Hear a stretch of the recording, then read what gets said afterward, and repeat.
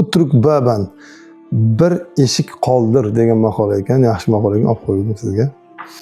Suhayl ibn Umar rahimahulloh bir safarga chiqqanlarida ayollari bilan safarda ketar ekan, yo'l to'sarlar, qaroqchilar chiqib karvonni taladi. Ularni qo'lidagi barcha mol-mulk, taomlarni tortib oldilar.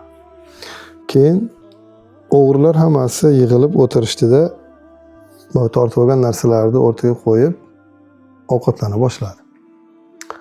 Shunda Suhayl ibn Umar qarasalar, o'g'ri boshi ovqat yemay o'tirgan ekan. Keyin hayron bo'ldida, borib savol berdilar. Nega bu sheriklaringizni qo'shilib ovqat yemayapsiz dedi.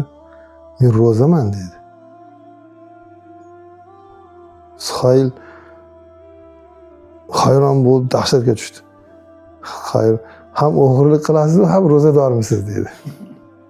Shunday dedi. Ha dedi.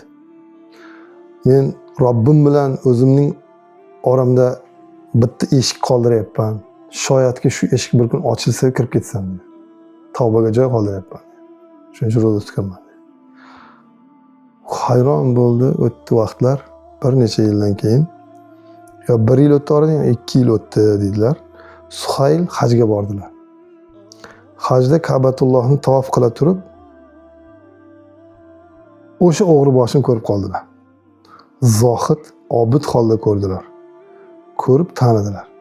Bir zohid, obid insonni ko'rib tanidilar-da, o'g'ri boshi o'sha. Keyin borib aytdilarki, o'g'riga qarab, kim o'zi bilan Robbisini orasida kirish uchun bitta eshik qoldirsa, albatta bir kun kiradi dedilar.